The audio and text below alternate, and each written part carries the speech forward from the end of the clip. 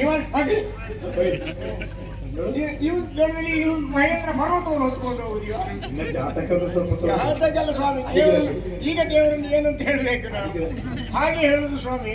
ಮತ್ತೂ ಕೇಳ್ತೀರಾ, ಅಶ್ವಂ ನೈವ ಗಜಂ ನೈವ ವ್ಯಾಘ್ರಂ ನೈವಚ ನೈವಚ ಅಜಾಪುತ್ರ ಬಲಿಂ ದತ್ಯಾತ ದೈವೋ ದುರ್ಬಲಘಾತಕ. ಆನೆಯನ್ನು, ಹುಲಿಯನ್ನು, ಸಿಂಹವನ್ನು, ಕರಡಿಯನ್ನು, ಒಂಟೆಯನ್ನು ಬಲಿ ಕೊಡುವುದಿಲ್ಲ ದೇವರು, ಸಣ್ಣ ಆಡಿನ ಮರಿಯನ್ನೇ ಬಲಿ ಕೊಡ್ತಾನೆ. ಹಾಗಾದ್ರೆ ದೇವರಲ್ಲಿ ತಾರತಮ್ಯ ಇಲ್ವೇ? ಮತ್ತೂ ಕೇಳ್ತೀರಾ ನೀವು, ದಿವಸಕ್ಕೆ 1000 ಗೋವುಗಳನ್ನು ಕಡಿತಾರೆ, ಅದರ ಬಗ್ಗೆ ಯಾರು ಚಕಾರ ಶಬ್ದ ಎತ್ತುವುದಿಲ್ಲ. ಒಂದು ಹುಲಿಯನ್ನು ಕೊಂದು ಅದರ ಉಗುರನ್ನು ಮಾರಾಟ ಮಾಡಿದ್ರೆ ಊರಿಡೀ ರಾಜಾಟ ಆಗ್ತದೆ. ದೇವರು ಇದ್ದಾನಂತ ಹೇಳ್ಬೇಕಾ ಇಲ್ಲ ಅಂತ ಹೇಳ್ಬೇಕಾ ನಾವು? ಅದೇ ಸ್ವಾಮಿ ಏನು ಮಾಡುದು ಹೇಳಿ, ನನ್ನ ಗ್ರಾಚಾರ ಸರಿ ಇಲ್ಲ, ನೆಟ್ಟಿಗಿಲ್ಲ ಅಂತ ನಾನು ಹೇಳ್ಬೇಕು. ತೆಂಕಿನ ಸವಾಸವೇ ಬೇಡ ಅಂತ ಹೇಳಿ ಬಡಗಿಗೆ ಹೋದೆ ನಾನು. ಬಡಗಿ ಒಂದು ಸಣ್ಣ ಸಮಸ್ಯೆಯಿಂದ ಬಡಗನ್ನು ಬಿಟ್ಟು ತೆಂಕಿಗೆ ಬಂದೆ ನಾನು. ಕೊನೆಗೂ ಇಲ್ಲ ಆಯ್ತು. 6ರಿಂದ ಏರ್ಲಿಲ್ಲ, 3ರಿಂದ ಕೆಳಗಿಳಿಲಿಲ್ಲ. ಇವತ್ತು ಮತ್ತೆ ಈಚೆ ಆಯ್ತು. ಅದೇ ಒಂದು ಗಾದೆ ಮಾತುಂಟು, ಕಲ್ಲು ಒಟ್ರವ ಕೊನೆಗೂ ಕಲ್ವೊಟ್ರವನೇ ಆಗಿ ಹೋದ ಅಂತ ಒಂದು ಗಾದೆ ಮಾತಿಲ್ವೇ? ಕತೆ ದೊಡ್ಡದುಂಟು, ನಾನು ಹೇಳ್ತೇನೆ. ಮತ್ತೆ ಹುಡುಗ ಹಾಗೆ ಮಾತಾಡಿದ್ದಾನೆ ಹೀಗೆ ಮಾತಾಡಿದಂತ ನೀವು ಹಿಂದಿಂದ ಹೇಳ್ಬಾರ್ದು. ಯಾವ ಹುಡುಗ? ನಾನು ಸಣ್ಣ ಹುಡುಗ ಅಲ್ಲ. ಮತ್ತೆ ಹಾಗೆ ಹೇಳಿದೆ ಅಂತ ಹೇಳ್ಬಾರ್ದು. ನೋಡಿ, ಒಬ್ಬ ಕಲ್ಲನ್ನು ತುಂಡು ಪುಡಿ ಪುಡಿ ಮಾಡುವವನಿಗೆ ಕಲ್ಲು ಒಟ್ಟರು ಅಂತ ಹೇಳುದು. ಎಷ್ಟೋ ವರ್ಷದಿಂದ ಕಲ್ಲನ್ನು ಬಂಡೆಕಾಲನ್ನು ಹೊಡಿತಾ ಹೊಡಿತಾ ಮೈಯೆಲ್ಲ ಕಪ್ಪಾಗಿತ್ತು. ಅವನು ಬಿಸಿಲಿನ ಬೇಗೆಯನ್ನು ತಡ್ಕೊಳ್ಳಿಕ್ಕಾಗದೆ ದೇವರ ಹತ್ರ ಒಂದು ಮೊರೆ ಇಟ್ಟ, ದೇವರೇ ನಾನು ಸೂರ್ಯನಾಗಿದ್ರೆ ಪ್ರಪಂಚವನ್ನು ಬೆಳಗಿಸಬಹುದಿತ್ತಲ್ಲ ಅಂತ. ದೇವರು ಪರೀಕ್ಷೆ ಮಾಡುವಂತೇಳಿ ತಥಾಸ್ತು ಅಂದ್ರು. ಕಲ್ಲು ಒಟ್ಟರವ ಮಾಯ ಆದ, ಇವನು ಸೂರ್ಯನಾಗಿ ಮೇಲೆ ತಿರುಗಾಟಕ್ಕೆ ಶುರು ಮಾಡಿದ. ಅಷ್ಟೊತ್ತಿಗೆ ದೊಡ್ಡ ಒಂದು ಕಾರ್ಮೋಡಗಳ ಅಡ್ಡ ಬಂತು. ಸೂರ್ಯನ ಬೆಳಕಿಗೆ ಅಡ್ಡ ಆಯಿತು. ಹಾಗಾದ್ರೆ ಬೆಳಕನ್ನು ತಡೆ ಇಡುವ ಸಾಮರ್ಥ್ಯ ಕಾರ್ಮೋಡಕ್ಕೆ ಬಿಟ್ಟರೆ ಬೇರೆ ಯಾವುದಿಲ್ಲ. ದೇವರೇ ನಾನು ಕಾರ್ಮೋಡ ಆಗ್ಬೇಕಂತ ದೇವರು ತಥಾಸ್ತಂದು. ಕಾರ್ಮೋಡ ಹಾಗೆ ಹಾಗೆ ಸಂಚಾರ ಮಾಡ್ತಿರೋದು ಜೋರಾಗಿ ಬಿರುಗಾಳಿ ಬಂತು. ಕಾರ್ಮೋಡ ಚಲ್ಲಾಪಿಲ್ಲಿ ಆಗಿತ್ತು. ಅಷ್ಟು ಗಟ್ಟಿಯಾದ ಕಾರ್ಮೋಡವನ್ನು ಚದುರಿಸಬಲ್ಲ ಸಾಮರ್ಥ್ಯ ವೇಗವಾಗಿ ಬೀಸುವ ಗಾಳಿಗೆ ಬಿಟ್ಟರೆ ಬೇರೆ ಯಾವುದಕ್ಕಿಲ್ಲ. ದೇವರನ್ನ ನಾನು ಗಾಳಿ ಮಾಡು ಅಂದ. ದೇವರು ತಥಾಸ್ತಂದ್ರು. ಇವರು ಗಾಳಿಯಾಗಿ ವೇಗವಾಗಿ ರೈನ್ ಬೀಸ್ತಾ ಹೋಗುವಾಗ ದೊಡ್ಡ ಪರ್ವತೊಂದು ಅಡ್ಡ ಬಂತು. ಹಾಗಾದ್ರೆ ಗಾಳಿಯನ್ನು ತಡೆ ಹಿಡಿಯುವ ಸಾಮರ್ಥ್ಯ ಪರ್ವತಕ್ಕೆ ಬಿಟ್ಟರೆ ಬೇರೆ ಯಾವುದಕ್ಕಿಲ್ಲ. ದೇವರೇ ನಾನು ಪರ್ವತ ಆಗ್ಬೇಕಂದ. ದೇವರು ತಥಾಸ್ತಂದ್ರು. ಸ್ವಲ್ಪ ಸಮಯ ಜೋರಾಗಿ ಮಳೆ ಬಂತು. ಇಡೀ ಕೊಚ್ಕೊಂಡಾಯ್ತು. ಪರ್ವತದ ಅಡಿ ಕರಗಿ ಕರಗಿ ಕರಗಿ ಸಮುದ್ರಕ್ಕೆ ಸೇರ್ತು. ಯಾವುದು ಕರಗಿ ಹೋದ್ರು ದೊಡ್ಡ ಬಂಡೆಗಳೊಂದು ಹಾಗೆ ಇತ್ತು. ಇವ ಯೋಚನೆ ಮಾಡಿದ, ಹಾಗಾದ್ರೆ ಇಷ್ಟು ದೊಡ್ಡ ಮಳೆ ಬಂದ್ರು ಕೊಚ್ಕೊಂಡೋದ್ರು ಬಂಡೆಕಲ್ಲು ಹಾಗೆಯೇ ಉಂಟು, ಆದ್ರೆ ಇಷ್ಟು ಗಟ್ಟಿ ಬೇರೆ ಯಾವುದಿಲ್ಲ. ದೇವರೇ ನಾನು ಬಂಡೆಕಲ್ಲಾದ್ರೂ ಒಳ್ಳೆದು ಅಂದ. ದೇವರು ತಥಾಸ್ತಂದ್ರು. ಇವನು ಬಂಡೆಕಲ್ಲು ಆಗಿದೆ ತಡ ಒಬ್ಬ ಕಲ್ಲೋಟ್ರ ಬಂದು ಇದನ್ನು ಪುಡಿ ಮಾಡಲಿಕ್ಕೆ ಶುರು ಮಾಡಿದ. ಹಾಗಾದ್ರೆ ಬಂಡೆಯನ್ನು ಪುಡಿ ಮಾಡುವ ಸಾಮರ್ಥ್ಯ ಕಲ್ಲೋಟ್ರಿಗೆ ಬಿಟ್ಟರೆ ಬೇರೆ ಆಗಿಲ್ಲ. ದೇವರೇ ನಾನು ಕಲ್ಲೋಟ್ರವ ಆದ್ರೆ ಒಳ್ಳೆದು ಅಂದ. ದೇವರು ತಥಾಸ್ತಂದ್ರು. ಕೊನೆಗೂ ಕಲ್ಲೋಟ್ರವನಾಗಿ ಆಗ್ತದೆ. ಹೌದು, ಅಲ್ಲಿ ಬಿಟ್ಟು ಸಿಗ್ಲಿಲ್ಲ, ಇಲ್ಲಿ ಬಂದೆ ನೇತಾಡ್ತಾ ಇದ್ದೇನೆ. ಏನು ಮಾಡುದು ಅಂತ ನನಗೆ ಗೊತ್ತಾಗುದಿಲ್ಲ ಸ್ವಾಮಿ. ಸಾಧಾರಣ ಸಣ್ಣ ಸಣ್ಣ ವಿದ್ಯೆಯನ್ನು ನಾನು ಅಭ್ಯಾಸ ಮಾಡಿದ್ದೇನೆ. ತಂತ್ರಗಾರಿಕೆಯು ನನ್ನಲ್ಲಿ ಉಂಟು. ಸೀಂಕ್ರಿಯು ನಮ್ಮ ಗುರುಗಳಿಂದ ಅಭ್ಯಾಸ ಮಾಡಿದ್ದೇನೆ. ಪ್ರಯೋಗ ಮಾಡಲಿಕ್ಕೆ ಜಾಗದಿಂದ ಒದ್ದಾಟ ಮಾಡ್ತಾ ಇದ್ದೇನೆ. ಹೌದು, ಶಿಕ್ಷಣ ಚಿಕ್ಕವು ನನ್ನ ಹತ್ರ ಉಂಟು. ಆದ್ರೆ ಏನು ಮಾಡುವಂತ ಯೋಚನೆ ಮಾಡ್ತಾ ಇದ್ದೇನೆ ನಾನು. ಏನ್ ಮಾಡುದು? ಬುದ್ಧಿವಂತಿಕೆ ಏನಾದ್ರು ಮಾಡಪ್ಪ. ನೀವೇ ಸುಮ್ಮನೆ ಕೂತ್ಕೊಳ್ಳಿ.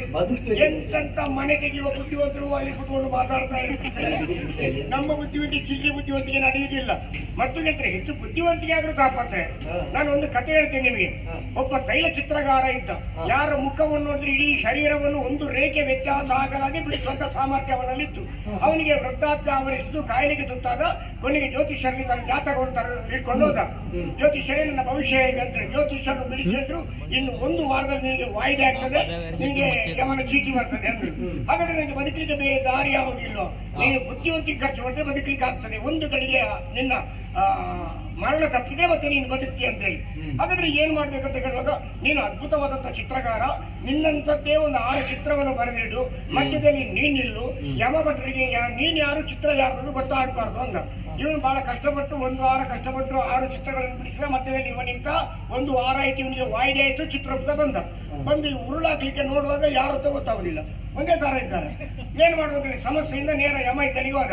ಹೀಗೀಗೆ ಸಮಸ್ಯೆ ಉಂಟು ಅಂತ ಹೇಳಿ ಯಮ ಒಂದೇ ಕಿವಿಯಲ್ಲಿ ಮಾತ್ರ ಹೇಳಿದ, ಹಾಗೆ ಮಾಡಿ ಎಲ್ಲ ಸರಿಯಾಗ್ತದೆ ಅಂತ. ಇವನು ಭೂಲೋಕಕ್ಕೆ ಬಂದ. ಚಿತ್ರದ ಮುಂದೆ 7 ಚಿತ್ರದ ಮುಂದೆ ಹಾಗೆ ನಿಂತ. ಅದ್ಭುತವಾದಂತ ಚಿತ್ರ.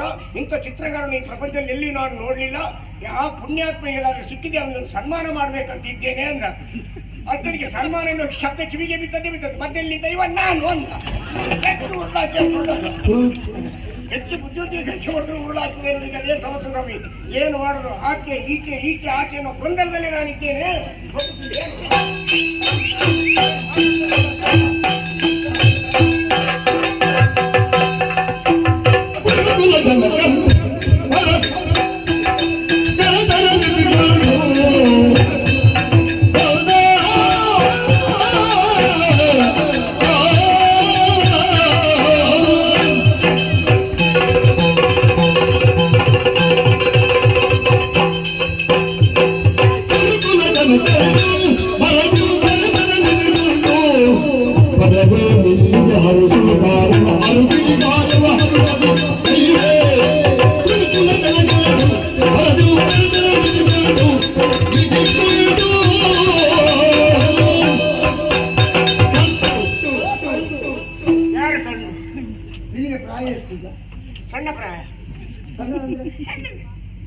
ಒಂದೆಂಡೆ ಮನೆ ಹುಟ್ಟಿದ ಹಾಗೆ. ಮತ್ತೆ ಇಷ್ಟು ಬೇಗ ಏನದು ಪ್ರಾರಂಭ? ಯಾವುದು ವಾತಾವರಣ ವಾತವಲ್ಲ ನರಸೆಳೆತವಲ್ಲ. ಈಗ ಎಂತ ಇತ್ತು? ನಿಮ್ಮನ್ನು ಕಂಡು ನಾನು ಆಕಸ್ಮಿಕವಾಗಿ ಬೆಕ್ಕಸ ಬೇರೆಗಾಗಿದ್ದೇನೆ. ಯಾಕೆ? ನಿಮ್ಮ ಮರಣದ ಬರ ಆಗಿತ್ತು.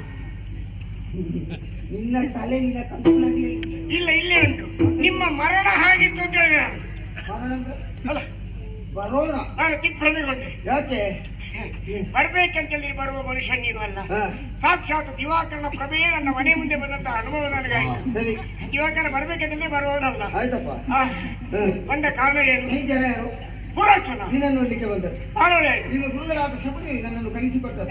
ಅಲ್ಲಿವಾದನು ನಾನು ಪಾಂಡವರ ವಿಚಾರದಲ್ಲಿ ಬಹಳ ತಲೆಬಿಸಿಯಿಂದ ನೀವು ಮಾನಸಿಕ ರೋಗಿಯಾಗಿ ಕಾಣ್ತಾ ಇದ್ದೀರಿ. ಹೌದಪ್ಪ, ಹಾಗೆ ಆಗಿದ್ದೇನೆ ನಾನು. ನೀನು ಕೂಡ ಈಗ ಹಾಗೆ ಆಗಿದ್ದಿ.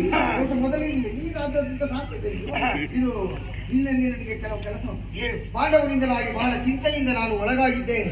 ಅದಕ್ಕೆ ಪರಿಹಾರ ಎಂಬುದಾಗಿ ಪುರೋಚನೆ ಎನ್ನುವ ನನ್ನ ಒಬ್ಬ ಇದ್ದಾನೆ. ನೇರವಾಗಿ ನೀನಲ್ಲಿಗೆ ಹೋಗು, ಒಂದು ಅರಗಿನ ಆಲಯವನ್ನು ನಿರ್ಮಾಣ ಮಾಡುವುದಕ್ಕೆ ಹೇಳು, ಹೀಗೆ ಹೇಳಿ ಕಳಿಸಿದ್ದಾರೆ. ಹೌದಾ? ನಾನು ಎಂತೆಂತ ಕಟ್ಟಡಗಳೆಲ್ಲ ಮಾಡಿದ್ದೇನೆ. ನಾನು ತುಂಬಾ ಮಾಡಿದ್ದೆ ಅಂತ ನೀನು. ಕೆಲವು ಉದ್ಘಾಟನೆ ಆಗದೆ ಹಾಗೆ ಉಂಟು. ಹೌದೌದು, ವರ್ತಮಾನ ಬಂದಿದೆ. ಪಾಂಡವರು ಇಲ್ಲಿ ಒಂದು ಪ್ರತಿ ವರ್ಷವೂ ಪಶುಪತಿ ಉತ್ಸವ ಎನ್ನುವುದು ನಡೀತದೆ ಅಂತ ಅಲ್ಲ, ಈ ಸಲವದು ನಡೀತದೆ ಎನ್ನುವುದು ಒಂದು ಗುಲ್ಲೆಬ್ಬಿಸಬೇಕು.